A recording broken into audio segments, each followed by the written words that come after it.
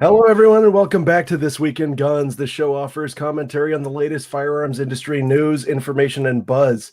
I'm your host, Matthew Larosiere, and I'm here with my co-host, Shawn Herrin. Shawn, what's poppin'? Nothing, man. Just excited. I get to meet you soon. Yeah, so Shawn and I are going to meet up in, what's that funny shaped state? Louisa, Texas. Yeah, Texana. Exactly. And apparently there's going to be a llama and a tank, so... And giraffes. Yeah, we're going to the Gundies, and so we're excited about that. That should be fun. Weirdest first date ever, but it's going to be awesome. Is that your weirdest? No, not even. There, I was going to say, man, I would be really sorely disappointed. Well, there was giraffes in my weirdest, but we don't talk about that anymore. Yeah, all right, you'll tell me off stream. Yeah, illegal in 5 states, if you know what I mean. Or do you mean illegal in all but 5 states? Yes, that is exactly there you go. Legal in 5 states. Yes. All right, well, guys, we're gonna keep this one a little bit punchy, so let's cut straight into the news. I'm sure a lot of you guys have heard about this. The NRA, the big organization, they are going into bankruptcy. But it's not for the reasons you usually see organizations going into bankruptcy. It seems that they're mostly doing this to kick New York out of bed with them. Yeah. So I don't know when it ever could have been seen as a good idea to incorporate in New York, but I don't think that it was when they did it. Yeah. Right? It can't have ever been like a great idea. Like New York is not just newly anti-freedom. Yeah. They have a long history of anti-freedom. The Sullivan Act. They've got a storied history of hating their own. So, it's kind of like, what did you think was going to happen? But at the same time, look, no organization should, no private organization that should be put under that kind of pressure from the government, like that is different from what everybody else goes through. So I do think it's wrong what they're doing to them. But I mean, look, you got to play the hand you're dealt, and you got to play it carefully. And it seems that we got an article here from a law professor who knows about this boring financial stuff, saying that there's glaring issues with the NRA's bankruptcy filing, which would cause massive financial trouble for the organization and Mr. Lapierre. And so basically, he's suggesting that the filing is just going to get thrown out, and they're going to be stuck under that big old New York thumb for a minute. Really? That would be interesting, because it seems like, for people who don't know, New York's Attorney General Letitia James, I believe, she's got a massive red one for the NRA, and she's been after them for a while. I was like, what word can I say? Because I've already started down this path, and I need to say something. So I've never heard a red one. I just made it up. Oh man, that's a good one. A massive red one. Yeah, a good old lipstick. Yeah. And she's like, she's got one on for the NRA. She's trying to shut them down and dissolve them and do all kinds of other things. Yeah. So they filed their bankruptcy in Texas. Well, that's where they're trying to reincorporate. Right. But yeah, they filed in the Northern District of Texas. Huh. Interesting. I mean, basically, is what they're trying to do is they're like, well, we're going to file Chapter 11, which is not like going out of business. It's a restructuring of debt generally. Right. And then reincorporate as a corporation or a nonprofit of some sort. Yeah, in Texas. Okay. And I mean, this is the kind of thing that like happens every day. You're not exactly supposed to do it this way, but it happens all the time. And it's just, if you're not the NRA, you get to just kind of like skate through, pay your fees, and do it. That's kind of how I view this. But I mean, like, knowing the amount of pressure they have, it seems like they should have just done a little bit of a better job, especially the way they like pretty openly and notoriously refer to this as them quaff dumping New York.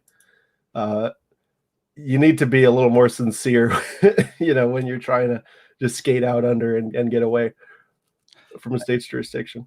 Yeah, I noticed that they had voted in the most recent board meeting to grant more, I power to LaPierre to guide the NRA under this under this proceeding of reincorporation and bankruptcy and things like that. And again, he's the executive vice president. The president, Carolyn Meadows, is clearly just a figurehead that like no one even, I bet 99% of the people out there didn't even know her name until I just said it. Mm-hmm. And so, yeah, they, instead of getting rid of the cancer inside the NRA, they have just voted to give the cancer more power. Why don't we let the cancer drive the boat? Yeah. You know, people are upset at the NRA, and they're upset because of mismanagement and all kinds of things that have gone on that is out there for everyone to read about all the time. Right. Yeah. I mean, look, it's interesting. I do think, I mean, this is fascinating just from a, bankruptcy and business law standpoint to see somebody getting put under the irons for this. I still, all I'll say is that no people should be singled out this way and just arbitrarily traded to, government malevolence. But if you didn't see this coming, man, you need better glasses. Yeah, I kind of figured something like this would be happening. And yeah, Texas seems like a logical thing. Honestly, I just, at this point, I don't care about the NRA anymore. I mean, there's not much I care about. But yeah, like I realize that they are the elephant in the room. Like they are the ones that have more lobbying power than, in my opinion, any other Second Amendment, whatever they are. Yeah, no, like I said, it's fascinating. The whole 2A community is not in a great shape. There's a lot of disjointed stuff going on. We really need I don't know if we need to rally under one banner, but I know that we need to do something to keep our interests protected. Yeah. And so, there are a lot of good organizations out there for people to give money to, but it's really hard when there's such a big vacuum and it's happening so dramatically. And on top of that, the amount of people who are kind of like, the thing that troubles me about the NRA is the amount of people that are pressed into membership. Like there's a shooting club in my area that you can't join if you're not an NRA member. There's a lot of stuff like that. And so those people probably feel like they're doing their part and they weren't actually given a choice. And, they could have been given their money to somebody else who is, who wouldn't be spending it fighting off, bankruptcy lit, right? It's hard to feel like your $30 makes a big difference when they're doing this kind of stuff. Yeah. Funny story. I'm on the board of directors for a nonprofit that is, it's 2 ranges here in Colorado. And my first board meeting was a couple nights ago, and I argued about this specific point. We have a 3 to 4 year waiting list. I'm a member of our club, and as I'm now the membership director, but what happened is basically we have a requirement because of our insurance that you have to have NRA membership in order to join the club, which you know what, I'm fine with. I get it. That's fine there. But then to be on our 3 to 4 year waiting list, they were also requiring NRA membership. And one of my first acts as the director was to take that out. And I just did it because that's silly. I got into it a little bit with one of the other board of director members because he said, well, do we want people, who aren't NRA members to even be part of the club? And I was like, look, I don't tell adults how to live their life, but there's all kinds of great gun advocacy organizations that are out there that people can belong to, whether it's FPC, GOA, SAF, Jews for the Preservation of Gun Rights. Like, regardless of what that is, how they choose to support the Second Amendment, I think, is up to them. And while we have insurance requirements to join our club of being an NRA member, why don't we not tell them what to do for the 3 to 4 years while they're sitting on our waiting list? All right. So, yeah, it's, interesting times. That was my first board meeting, and I got into an argument with somebody about freedom. But you won. Yeah, I did, because I was the one who had the power to do so. Funny how power do that. I'm like, oh, okay, that's weird. Well, I'll tell you what, vote me off the board, and then good luck figuring out how I changed it. Awesome. Fantastic. I love it. That's a long wait list, man, but what's that? It's a long wait list, but it must be a really nice range. It is. We have 2 of them, 1,000-yard range, impromptu bays. Like it's an amazing range and a great club. And I'm in a pretty nice club in Florida. That's the same thing. They got the insurance, and it's like done through the NRA. That's why they why they're to do it. And that's not because they love the NRA so much. It's because it's almost the way the rules are, which we'll talk a little bit later about some of these rules. But the way the rules are, most insurance carriers will just like laugh at you. If you're trying to get insurance for a gun range, especially a private thing where you don't have that much of a budget. Yeah. And I mean, honestly, like even in Colorado, our concealed carry law is written as must have a certificate of completion of an approved curriculum. And guess what? An approved curriculum is NRA basic pistol. So like, same thing in Florida, which is odd. That is odd. Yeah, they definitely. I do think that the states that do that need to diversify that. But I don't know of any other Second Amendment nonprofits that are offering that type of thing. And I was just going to say, like, what else really is there? What recognized curriculum is there? Not just by, pencil pushers in the government, but by Second Amendment people like us. Like, I couldn't tell you what another one is. Yeah. I mean, I'd probably think you were pretty safe with a gun if you had like competed in a CMP match. Maybe if you competed and like finished, right? Like you actually completed it, I think you were probably pretty safe with a gun because they are like anal over there. That is true. Yeah. But I also see maybe that an older generation in there that historically I have seen be irresponsible with firearms. And that's just me, calling a boomer, but no, that's fine. I love doing that. I'm being a jerk. But it's true. And 3-gun, I would trust most of them, honestly. Yeah. You're an instructor. That basic pistol course is bunk, man. Right? It's not real. It's not real. Yeah. So whack. I don't like it. Yeah, I'm not down with it at all. But I understand the benefit of having some kind of curriculum that is not written or controlled by the government of the United States, like that is basically by some other advocacy organization. Like I can understand the benefit there. And I think USCCA might be working on something like that as well. But that'd be interesting. Big road to climb. But either way, and also, I mean, there's a lot of, if you're a nonprofit, there's a lot of revenue there for you to just scoop up. Yeah. We can all eat. That's what, back when I was working as a mechanic and, a new shop would move in and people would complain. And at the end of, I'd always say, dude, everyone's going to eat, we can make more business. Everyone's going to eat at the end of the day. And I think it's the same case with gun rights organizations. You don't have to be only for one. Everybody can eat. Everybody can have their specialties. And it's on us to look at what is being offered by these organizations and make sure and say, all right, this is what I think they're suggesting that they're doing. I'm going to look at what they're doing. Do I have evidence that they're doing that? If I do, I want to feed them.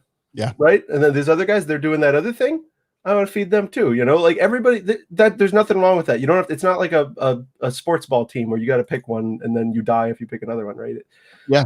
I mean, I've given money to SAF, FPC, GOA, NRA, not just dues, but actually donated money to causes and cases and things like that. I've done it to, I'm pretty sure I've done it to all of them because they all beg me for money almost on a daily basis. So I assume. Me too. Especially when I would see the things on Facebook and I would notice nobody else had donated yet, I'd go and I'd be the first one. Nice. Yeah. So I've done that. When your pocket's feeling good, it's a good thing to do. All of you guys out there, but don't ever break yourself to support something like that. That's another thing people should know, is that you shouldn't be, if it hurts, don't hurt yourself, right? If you are feeling good, if you've got the money, like if it's between buying, like going to the bar and getting an extra shot and giving some money to an organization, probably give the money to the organization. But if it's your light bill, pay your light bill, man.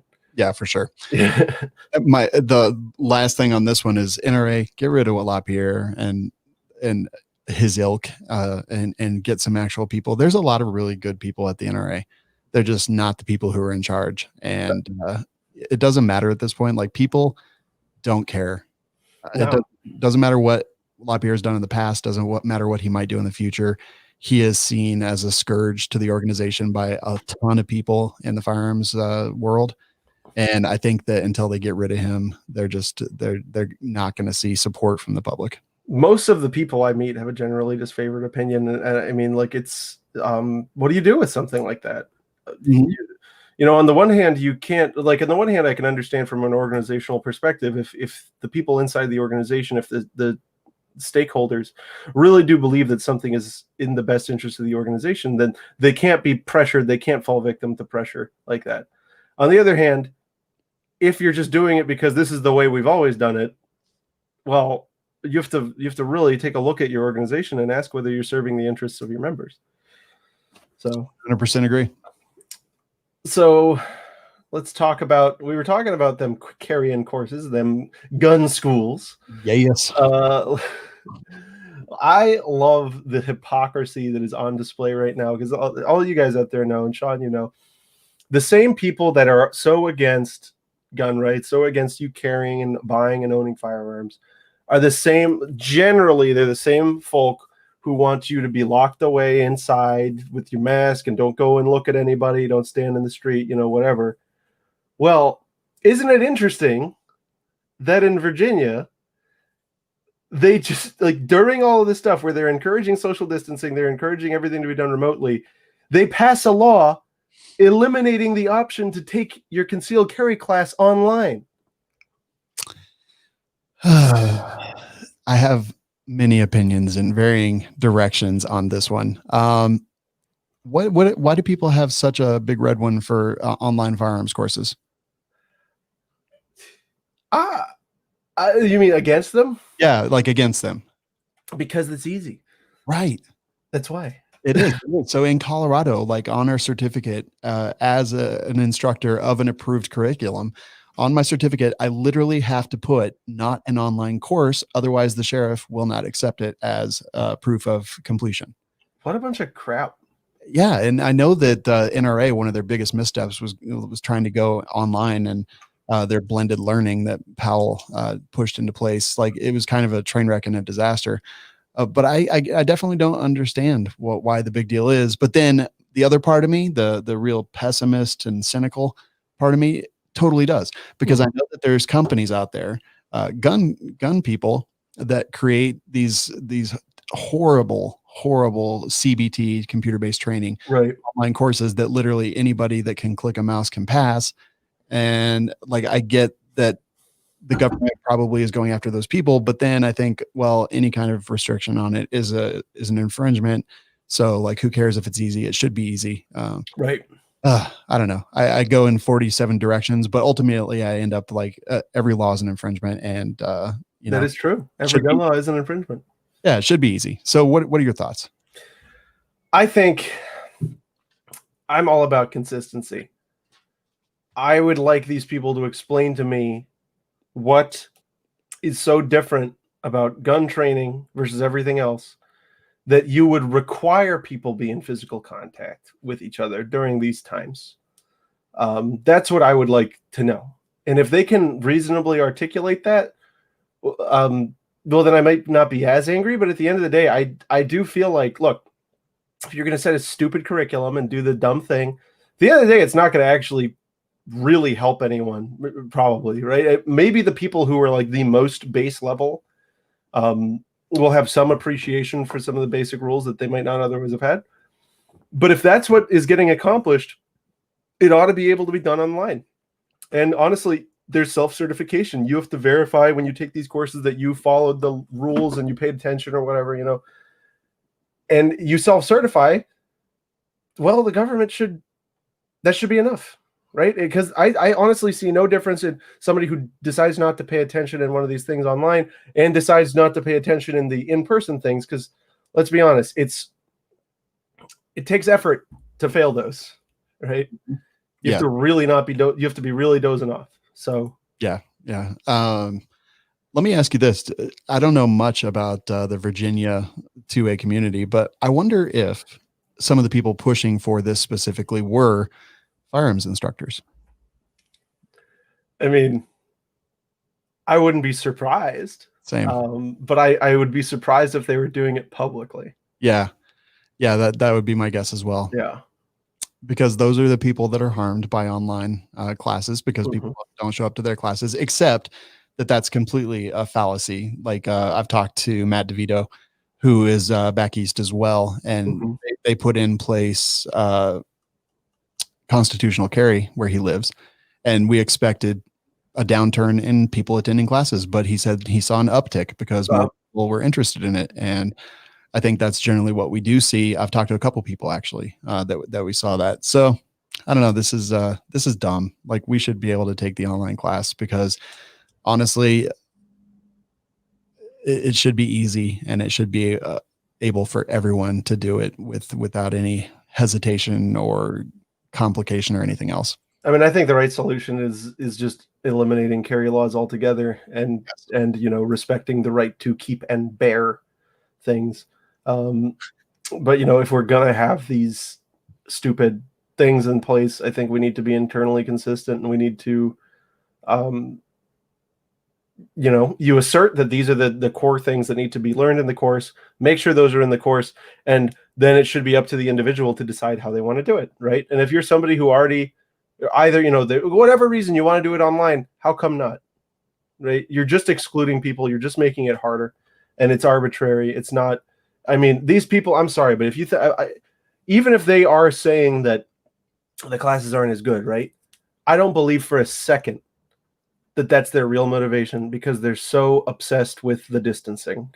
Yes. So yeah, they just want to make it harder for people to do. They just want to make it harder and more expensive, because let's be real, those online classes are always cheaper. Yeah, exactly. Yes. So anyway, Northam, shut up. Yeah, shut up, Northam. You're mean. You hate poor people. Exactly. So next up, man, you all have seen all this stuff about the guardsmen and stuff at the Capitol. Yeah.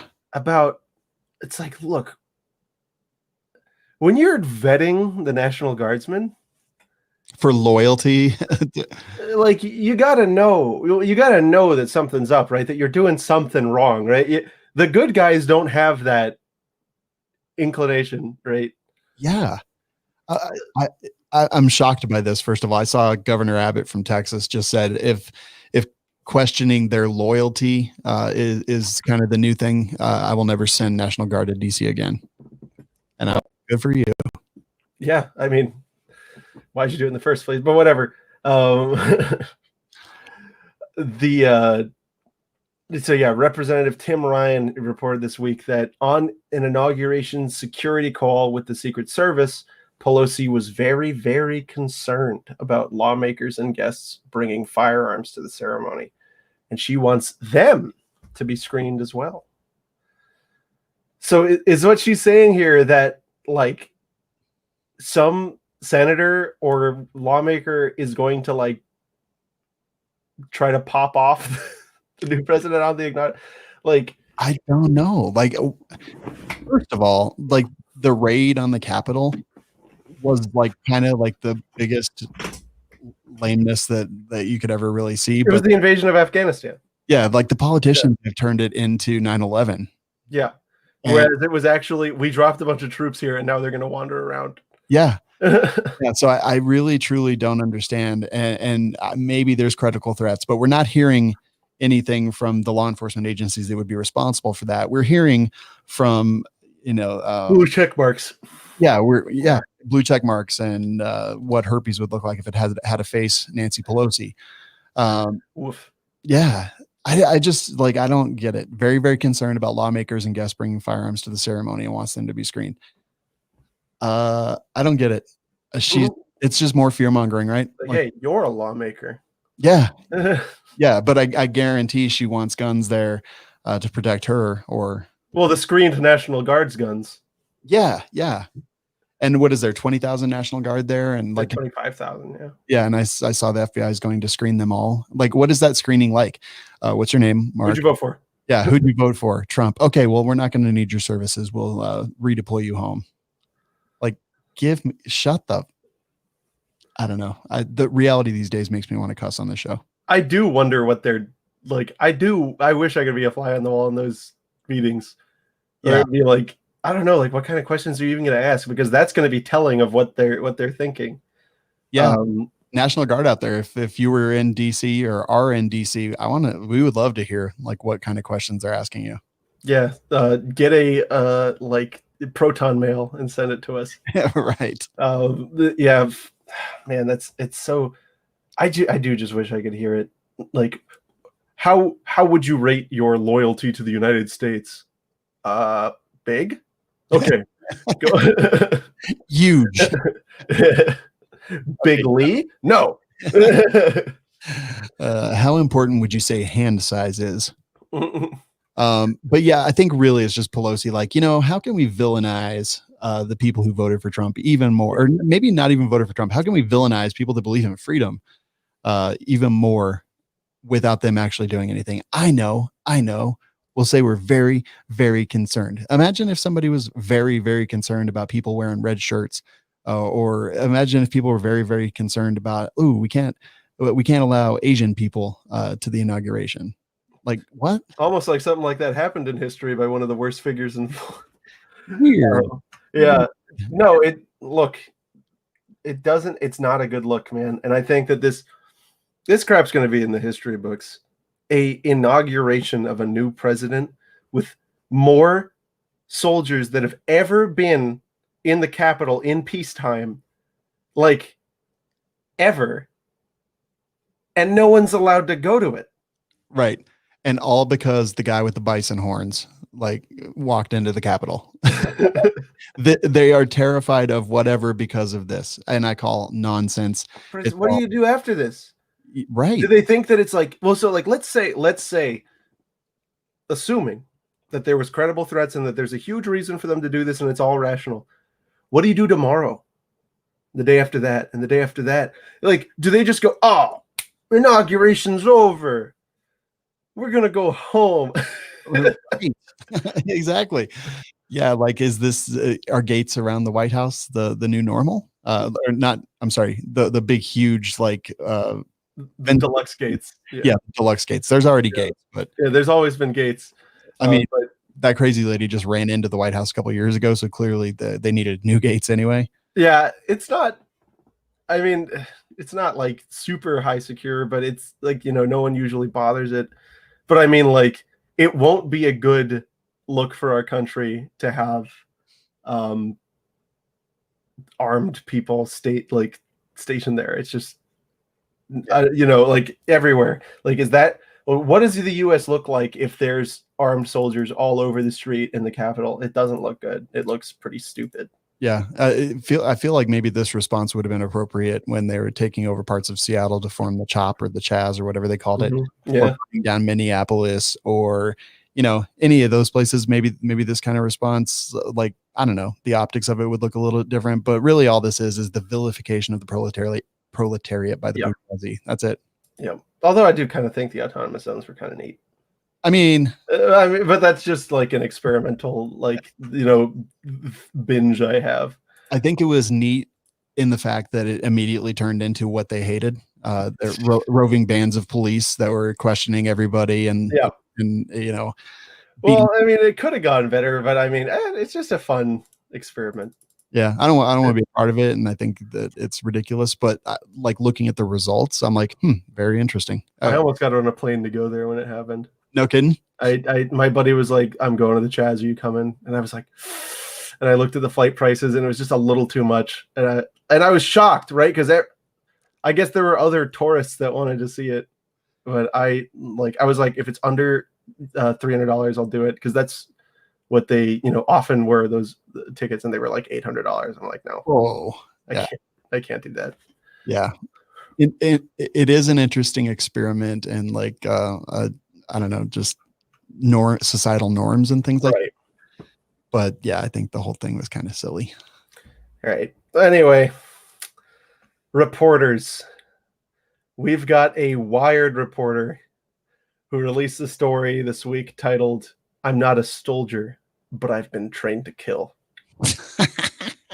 Complaining that a sprawling tactical industry, that's you, Shawn. Yeah, it is teaching American civilians how to fight like special ops forces. Or a well-regulated militia. It's like, if you decide to take, I don't know, man. It's just ridiculous. I mean, look, I understand that she probably thought this would just make a great story, but they've always got some kind of ulterior motive. Like, obviously they're saying people shouldn't be doing this. Yeah. I don't see a problem with people wanting to be able to be combat effective. In case the worst thing happens, you'd rather be combat effective.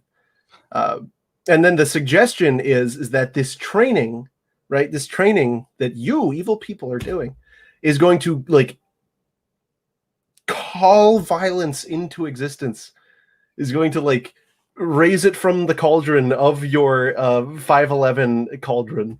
Yeah. It's funny actually that the more training that I do and the more effective at gunfighting and tactics that I become, the more humble and peace loving I am. Because it's almost as if you get a sense of responsibility. Exactly. When you hold a concealed carry permit, exactly the same thing. When you hold that final say to every argument, it is a very huge responsibility. And I'm like the most, when I'm carrying, like I'm the most conflict avoidant person in the universe because I don't want my name in the news like George Zimmerman's was. Like I'm not pursuing people. I'm not doing anything. I am walking away from people talking crap. It's silly. Like evil people will be evil. People that train to be, and who cares? Like 9/11 bombers, they flew planes into the Twin Towers. That doesn't mean that private citizens shouldn't be able to get pilot's license. Right. It's like the exact same thing. Like bad people are going to be bad people. There was an airline captain that locked himself in and crashed the plane.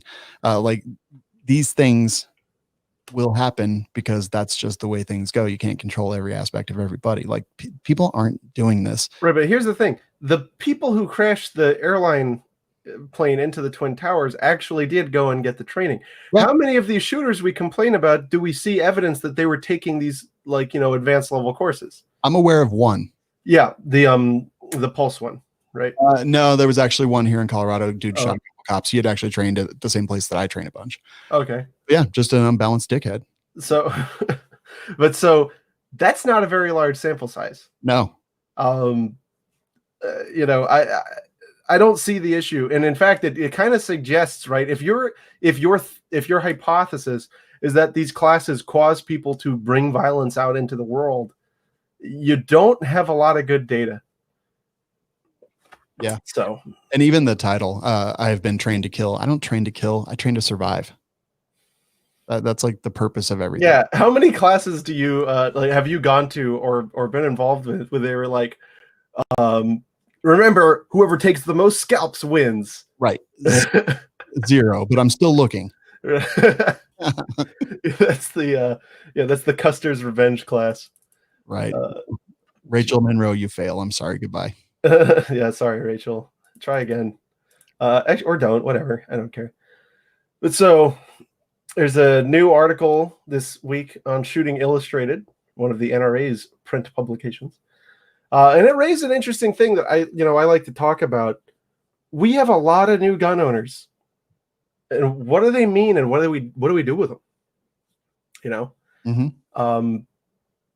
Are they going to be stewards of our rights? I think it all depends on how we in the gun community treat them, how we welcome them. And I think that it's essential that we reach out to these people and be just super nice to them, and make them enjoy it, and then be like, yeah, this is what I've been telling you, man. This is, it's all about self-reliance. It's not about hurting people. It's about being prepared. And just talk to them and turn them into, it'll be, once the person's bought a gun, it's not that hard to turn them into a gun rights supporter. Totally. And if you do, I mean, it doesn't matter who they voted for.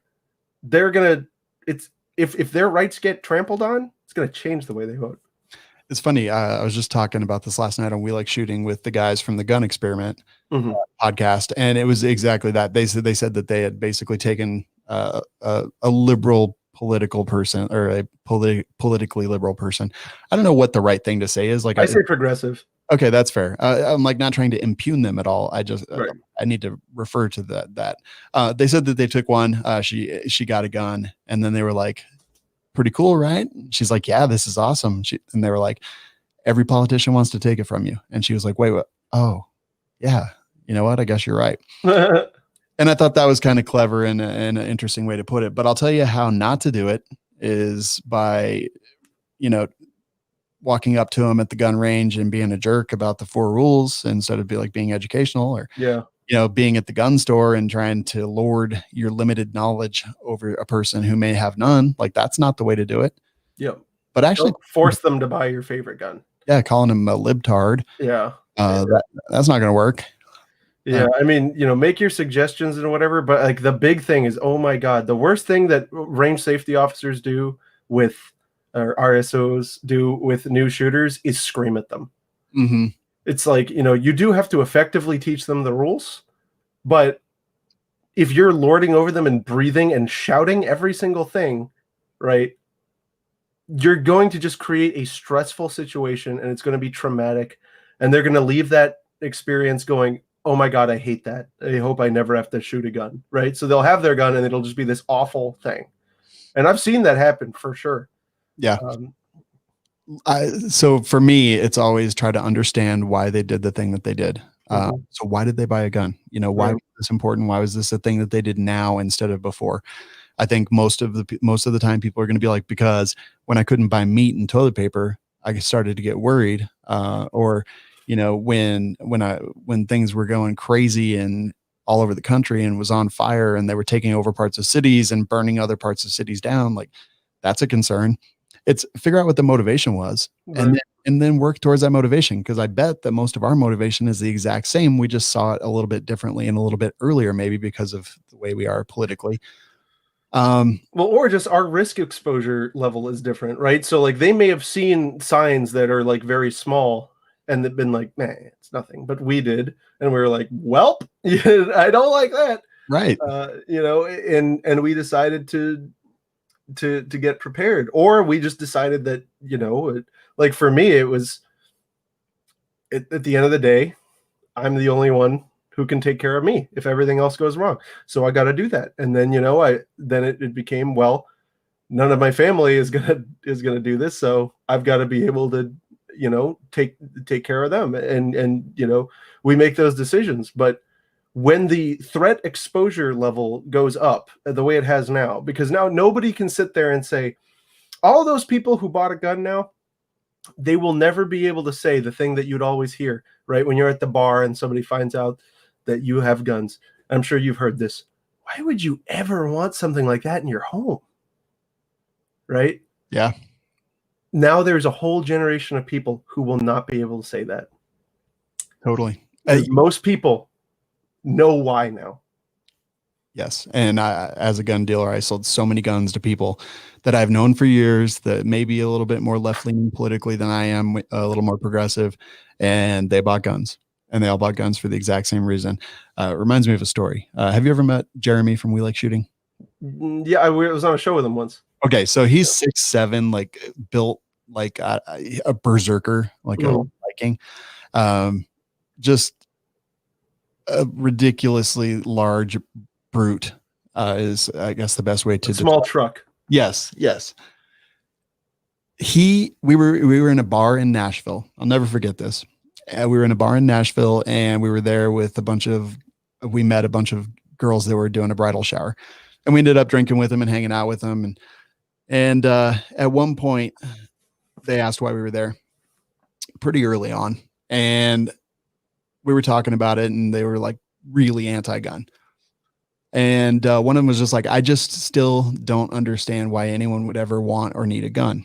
Mm-hmm. And she was about 5'3", 5'4". Jeremy walked up to her, like right up.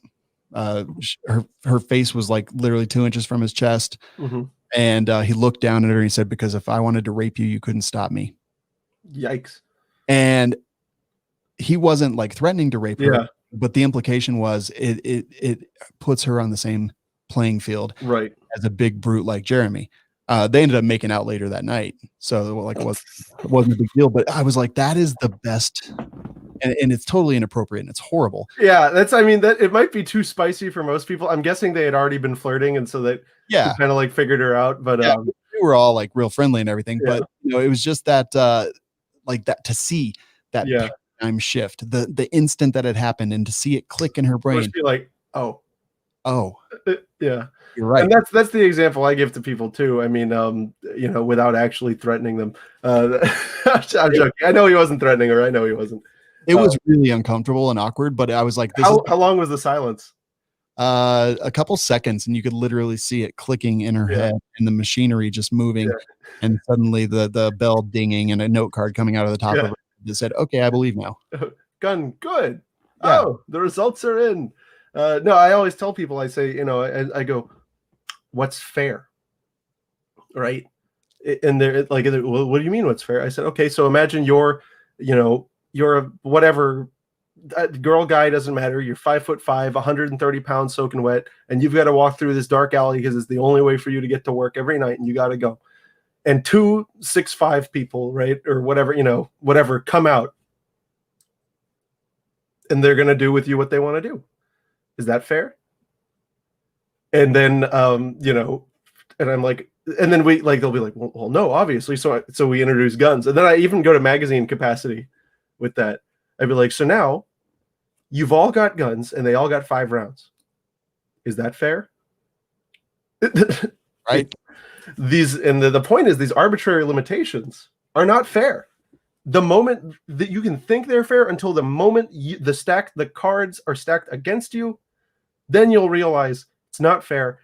And what would be fair is giving you the freedom to make your own choices. And there's nothing better than that. There's no better policy than that. And we just got to wake them up. Yeah. And to everyone who's hearing our voices, like, they made the choice to buy a gun. The biggest hurdle is over. You don't need to talk about anything. You don't need to call them names. You don't need to chirp about booger hooks on bang switches. Talk about why safety is important. Don't just regurgitate the 4 rules at them. Talk about why. Right. And just honestly have conversations. The hardest part is done. Now, actually, they've got guns. They realize the value of guns. Now, if we can help realize the value of freedom, that's the ultimate achievement. Yeah, it's important to just keep everything a positive experience. And you see them, and I see it all the time, them slapping the trigger or whatever, and it'd be like, hey, so let me talk about this. Did you know that blah, blah, this could happen, right? It's really hard to know when you're a beginner whether or not there's a round in the chamber. That's kind of why we do that, and they'll be like, oh, instead of this horrible scarring experience that embarrasses them and makes them not want to pick it up again. You gotta just be, we as a community are really lacking in empathy. And I think we need to work on that, because these people are scared, and that's why they're coming into our community. And so it's essential that we have an incredible amount of empathy to then make them become a member of the community. Yeah, very well said. So do good. That's all. Just do better. Yeah, be good. Stupid gun people. Exactly. And I've done all the sins, right? But I try now, and I've had a lot of good experiences with people who are on the other side, and just make it fun. Make it fun, and that's the best way to do it.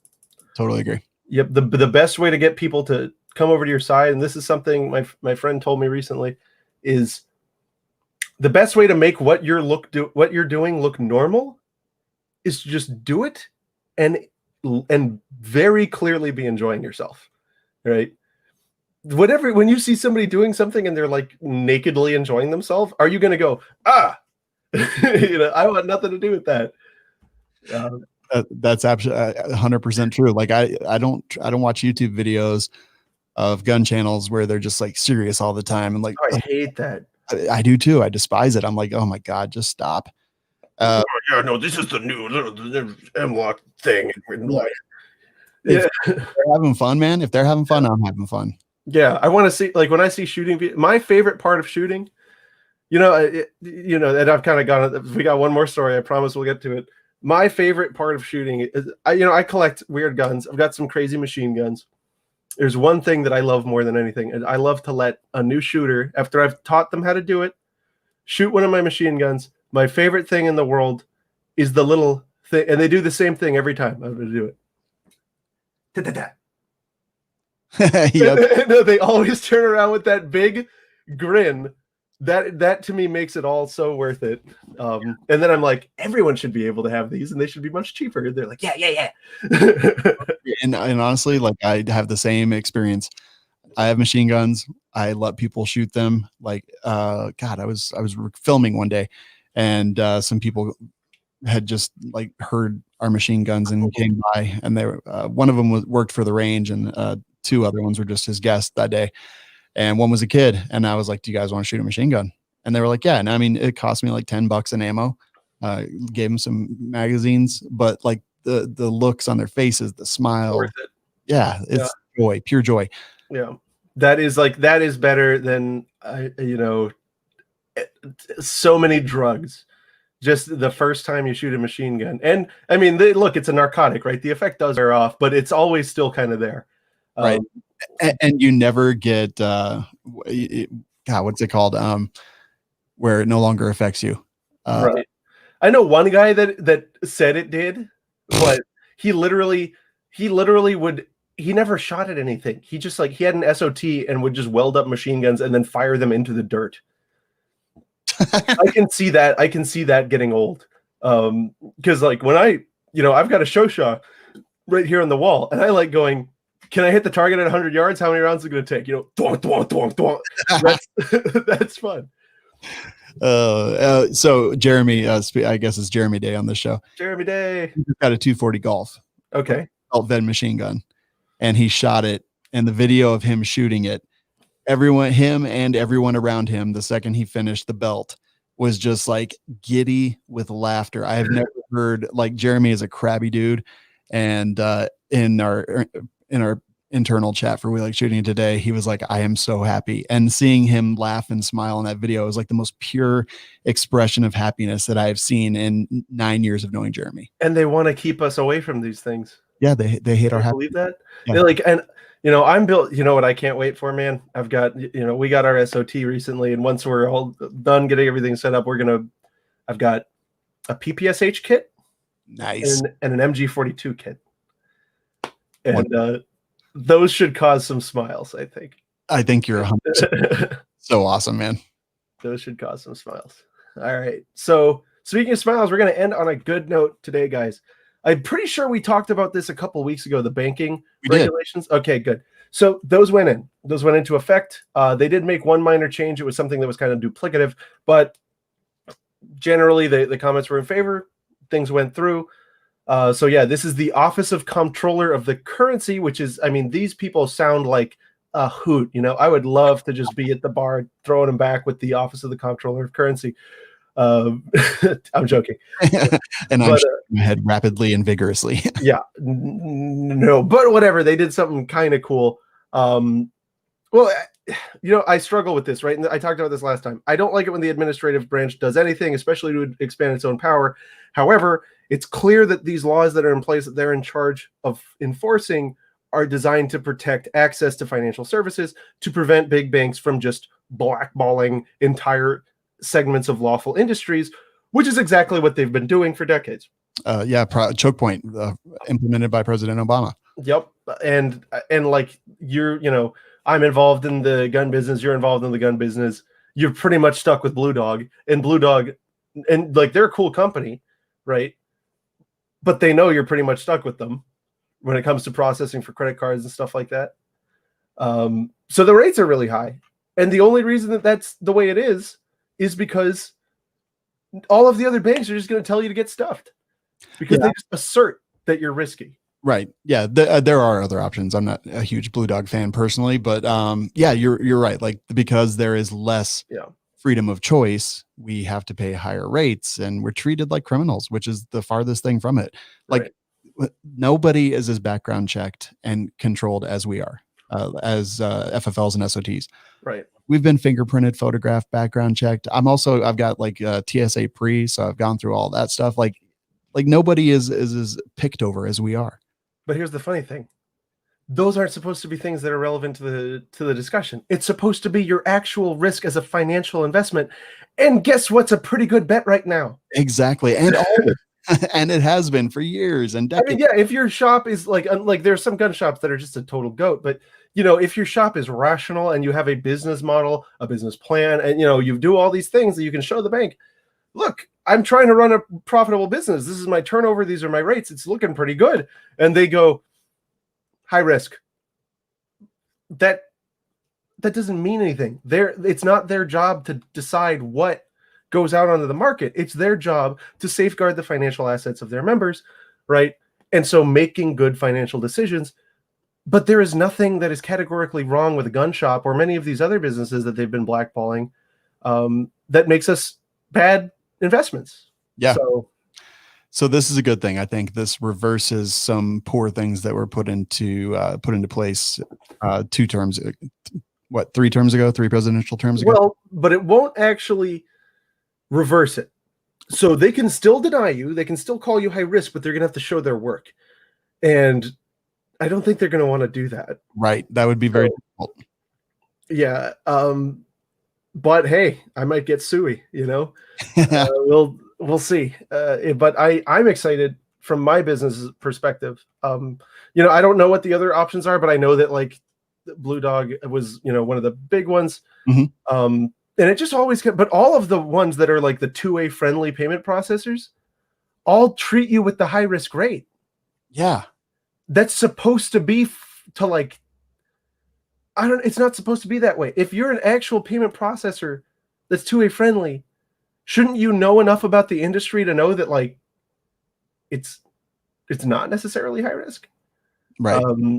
So I don't know. It's a weird thing. Like for example, a non-gun company will likely pay, if they get a variable rate plan, between 1 and like 2% on a credit card charge. Whereas if you're doing any of these high risk, FFL type deals, you're going to be getting popped in the mouth with 3.5%. Yeah. And that's a big, it might not sound like much, right? But when that's everything, you're operating already in modern guns, you're getting sometimes you're getting like a 10% margin. Yeah. They go and eat 3.5. What do you got? How are you going to take that home?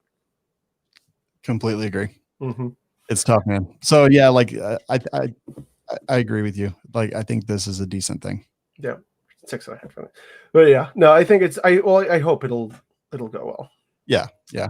Also, good job, nerds at the office of the comptroller of the currency. Yeah. You, next time I see you in the locker room, you get 1 free no swirly pass. Perfect. Amazing. Man, that's awesome. So I guess like that was the last news story between us and our date. That's right. You're going to be awesome. Stoked. Yeah, it will be fun. Hope you guys are still enjoying the show. All I've heard is great things. People that reach out, nothing but great things to say about This Week in Guns. Hope you guys are all enjoying it. Downloads are up. It's doing great, man. All right, awesome. Yeah, I'd love to see some of them stats, because yeah. I'm kind of flying blind. But thank you all for listening. Thank you all for being with us. Whether we're on your commute or whatever. I did just release a new Fudbusters video, and that will be coming to Firearms Radio Network as well very shortly.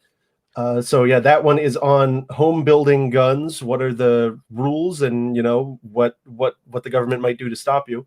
So be sure to check that out. Shawn, you got anything to share? No, just for the record, Fudbusters is officially on the Firearms Radio Network now. You can find that and all the other great podcasts at firearmsradio.tv and subscribe there. Right. Or iTunes, Google Podcast, Stitcher, all the places where podcasts are served. It's all out there. Yep. Come get your software serve podcast. Well, it's still cold. Serve podcast. I've got visions of 2 girls. No, never mind. No. That's going to do it. All right. Go subscribe. Look up Matt. Look up Fudbusters, and we'll talk to you next week. Night, everyone.